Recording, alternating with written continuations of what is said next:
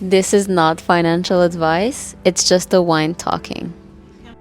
Hello guys, welcome back to It's Just a Wine. I'm your host Tal. With me is Matilda, Melissa, and Gassia. So today we're talking about the rule of thumb of finance. And before we get into it, I will not ask who has a win because I will be mentioning what my win is this week. Go for it. It's nothing big, but for me, it's a win. I had a content shoot for work for one of our clients, and I was there and I was like managing everything, so it felt good. Oh, that's amazing. So it's a win for me. That's Definitely. great. Congratulations. Thank you. I guess we can get into the different rules of thumb of finance. And I could start by sharing one. How much do we have? There's a few, and I think it's also personal too. I think you can make your own, kind of take one and tweak it to however or whatever works for you. But like generally speaking, I think the biggest, most popular one is the 50-30-20 rule. Yeah. Which basically means you allocate 50% of your income to your needs. You allocate 30% of your income to your wants and 20% to saving or debt repayment. Okay. And this doesn't mean that you have to, do it exactly that way. Like, if it makes more sense for you, you could allocate the 30 to saving and debt repayment and the 20 to your wants. So it just depends, whatever you're comfortable with, what you want to do with your money. Your lifestyle, your pay, how much you're getting paid and stuff. Yeah. And I think it's important because if someone's lost and doesn't know how to budget, it's like perfect. It like gives you a plan somehow. Yeah. But it's also important to make sure that your needs don't surpass 50% of your income. Because it's very easy to upgrade the house, upgrade the car, upgrade, the trips, or maybe that falls into your wants and not your needs. But it's very easy to upgrade your lifestyle. And then your needs can exceed 50%. And then, this rule of thumb doesn't really apply to you anymore. Yeah. So it's important to keep that in mind when you're budgeting for something new, for a new big purchase, It's so true because I was actually talking to one of your friends and she was telling me like sometimes you get off budget and it's not in your hands. Like for example, if you're renovating your house and the construction people tell you, okay, it's like $10,000 more. What are you going to do? Say no? Okay. Bye guys, out. No, you can't. You have to continue and Unexpected expenses. It's always a surprise. Yeah. especially with home ownership. I'm sure you kind of went through that recently with house. Yeah, but one of them messed up pretty bad. But I mean, they didn't. They just waved it off. Yeah, I mean, if it's not our fault. Yeah, of course. But also, I find when you buy a home and you say, okay, you know what, I'm just gonna redo the kitchen. No, Doesn't start you redo the kitchen and you're like, yeah, but the floor now doesn't fit. Oh, but the bathroom, you know what, let me just do it now. And so you kind of like get carried away in a way. And I'm all for that. Like if you could do it, like do it once, do it right. But, it's important to just keep it in mind not to go over what your actual income is and what your allocated ratio is to whatever it is that you want to do. Yeah. And I think it's important to also find out how much you need for your future and then allocate to whatever you want to. That's why we have you, because you will be calculating those for us. Oh, yeah, for the future. Right, because you're an actuarial analyst. Well, the way I do it actually is I take my gross pay. Oh, okay, we're going. Okay, let me write it down. We're going. Okay, let's write it down. Gross pay. I take my gross pay, I remove taxes, and then you're left with your net pay, right? You lost me. Well, your net pay is whatever you get in your bank. Yeah, it gets deposited in your bank account. What I do is I take half of that and invest it. And then what's left, I take half of that and invest it, and then you have whatever the remaining is what you have left to spend. You're able to do that because you still live at home with our parents. You don't have a lot of expenses. Like, there's no way I could do that. I was gonna get that. But what I want to say is, if you are able to do that, where you don't have expenses or as many expenses as, you know, if you lived on your own or if you don't have kids yet. Yeah, my expenses are minimal, so I can do it. Exactly. If you're in that position, do it now. You can do so much more. Yeah. When adulting like really hits, it hits. Yeah. But if for people my age who don't have a lot of expenses and think that amount that they have left to spend isn't enough, I recommend trying to earn more to be able to spend more, not to invest less. You know what I mean? Try to earn more so that this part of your salary is increased as well as your investments increase. Okay. So this is where emergency fund comes to place, correct? Yeah. Yeah. So the only struggle that I'm having right now is we should have money in our emergency fund, Yeah. correct? Yeah. But what's the difference of an emergency fund? Like, how much should you have inside? And the difference between your other account that you said you should have that. To like save or invest. Yes. So that's very personal and depends on your goals. But for me, I keep 3 months of emergency in a high yield savings account that's very accessible and liquid. Like, how do you so your pay, let's just say you're getting, I'm just saying a number, $500 a week. Let's just say your weekly pay is $500 a week. How much do you take and put in your emergency fund? This is just a number I'm saying. Yeah. So it depends how much your expenses are a month. So if you're saving, let's say your expenses are $1,000 a month and you're trying to save up for an emergency of 3 months, let's say, just in case, God forbid, you lose your job. So you want to aim for $3,000. You try to allocate a percentage and a timeline where in 6 months I want to get that emergency fund completed or have it all in the next 6 months. So that by doing that, you'll know how much you need to put aside now to reach that in 6 months, and that's how you would work. Okay. Like we've mentioned before, you kind of have to work backwards. You need to know your timeline. If you want to achieve that 3 month emergency fund or 6 months, however you want to do it, in a year, you can do that too. You just need to allocate a little less a month. Okay, Yeah. so when one day, this week or next week, we'll have to get together. Yeah. And you'll have to help me, because I feel like it's because you're so disciplined with your expenses, your finances, and you know it's so easy. You know, for you it's easy, but for me, I as much as I try not to like splurge and whatever, Once you get the ball rolling, it'll be easier, and it'll be easy for you to. Yeah, I need guidance in just that one foot. Yeah, the first step. Yeah. And The then rest- it's easy. You can handle it. So next week. The rule of thumb is basically, like she said, 3 to 6 months of your core expenses that you want to have saved up in a fund, an emergency fund. And again, like she said, that's easily accessible. If you invest your money, you know, but I mean, nowadays it's pretty quick into that, but you want to be able to, if something breaks in your house, if God forbid you lose your job, you want to be able to have access to your money. Yeah. And once let's say your goal is 3 months, once you reach that goal, you've completed 100% funding of your emergency account. You stop there. You don't keep adding money there. Yeah.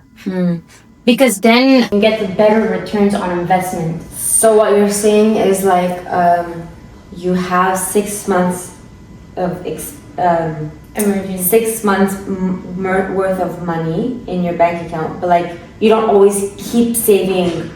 No, if your goal is to save 6 months, then okay. if once you've completed, you don't need to invest unless something broke down and that 6 month emergency is done. You do after use 6 it. months. Yeah, exactly. That's You stop contributing to that emergency fund. You look at your other goals, your short-term goals. Let's say you have two goals. It's to fund 100% of your emergency fund and buy a home and have a down payment. So if you're done contributing to your emergency fund, then you will just continue to your second goal and contribute more to that down payment. You know what I mean? Yeah.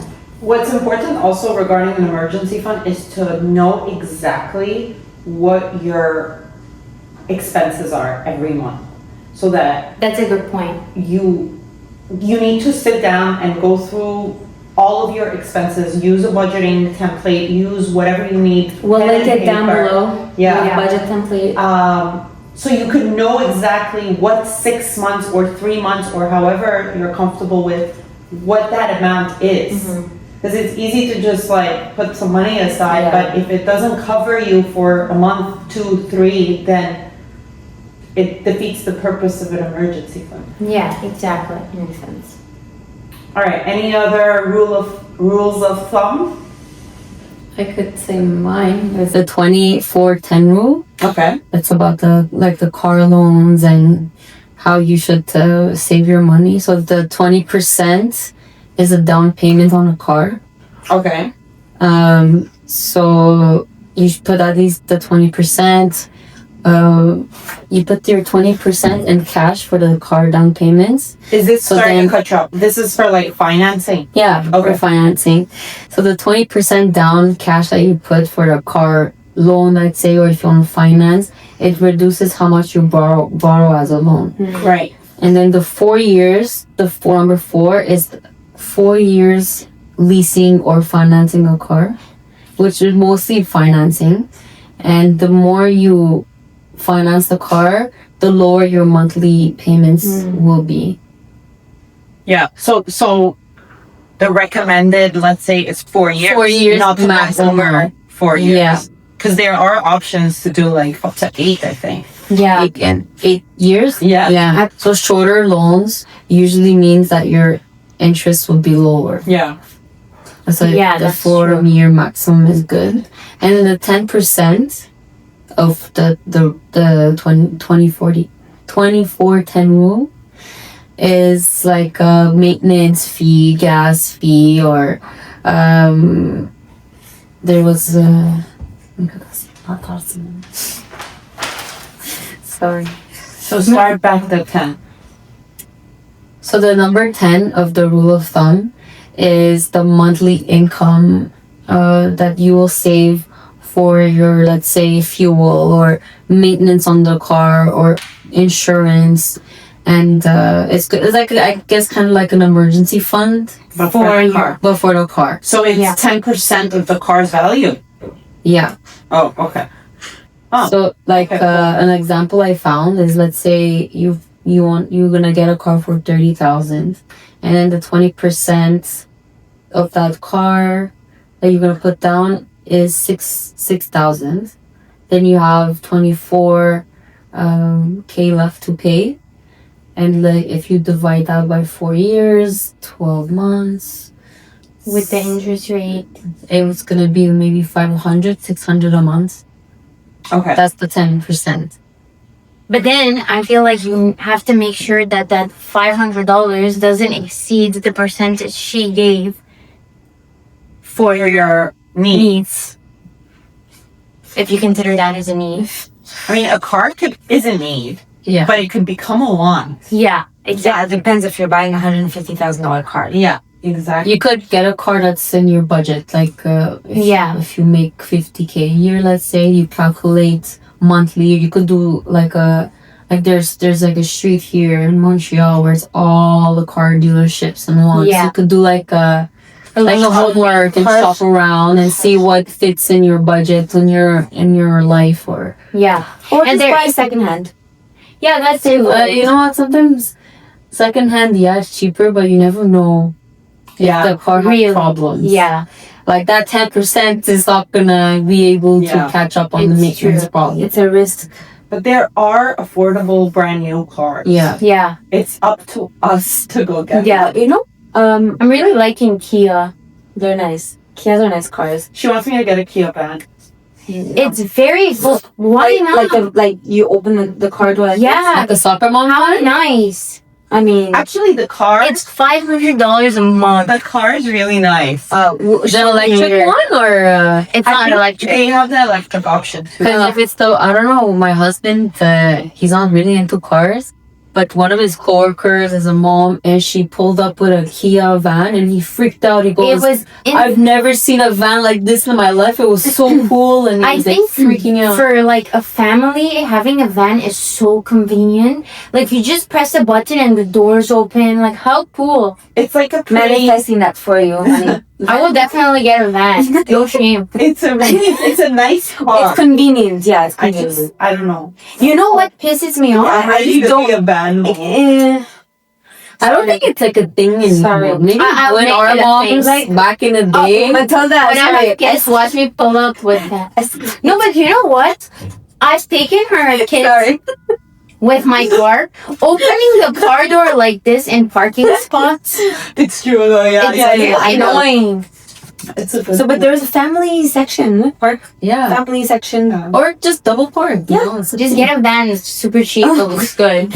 But to be fair, Kia, their technology is so advanced. Like my mom's car, she has an Audi, and like it's just so there's like the technology is lower than Kia, and it's like double the price. Is It's Kia? amazing. Is Kia? What is it? Japanese? Japanese. I'm not sure. They're pretty. Is it? I think they're pretty good with. Well, tech. yeah. Tech and Japanese cars, they're super advanced and they're super like low priced. Yeah. But you know, I have an issue with dealerships. You go online, you build your car, gives you a price. You go to the dealership. Different price. Yeah, but that was for this, and the price is like 1.5 times what you saw true. online. I mean, I don't know. Just tell me what it is. Yeah. It's, anyways. And But I, honestly- I feel you because like 5 years ago when I was ready to get rid of my car and move on to the next, and there was a specific car I wanted, and I don't know why during that time it was so hard to find. So every time I was going on Auto Trader, I would find one and I would message like, is the car available? Like, yeah, come to the dealership and then you'll see the car. She experienced it with me so many times. You get there, they go, we sold the car an hour ago. I'm like, but I told you, you know. And then they go, come in, come. We'll build a newer one. I'm like, Yeah. but you told me it's here. He goes, this.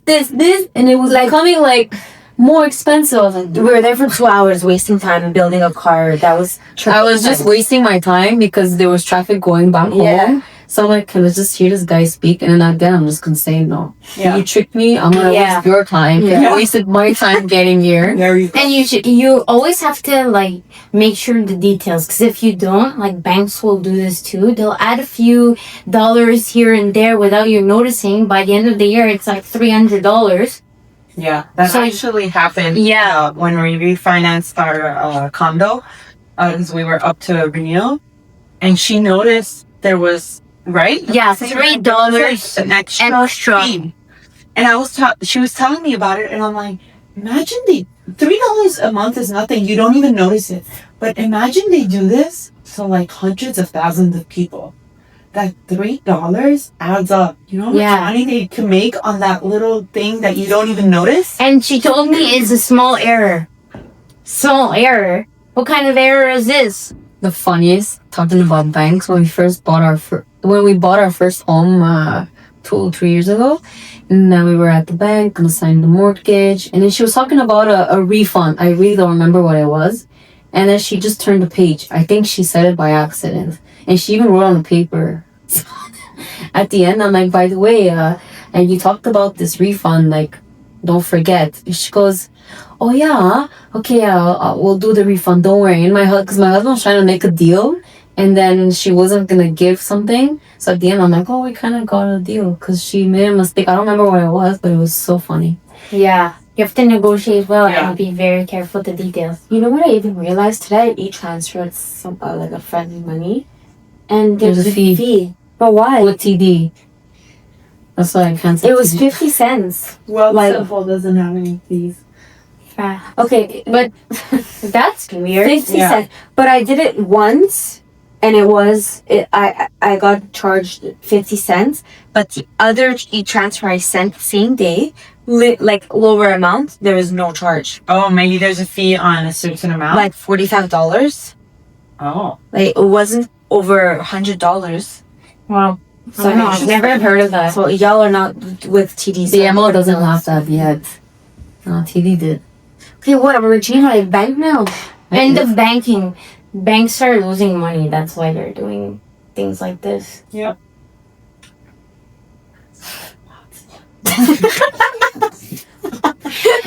Well, Simple doesn't sponsor us, but we'd like to be sponsored by them. Yes, please.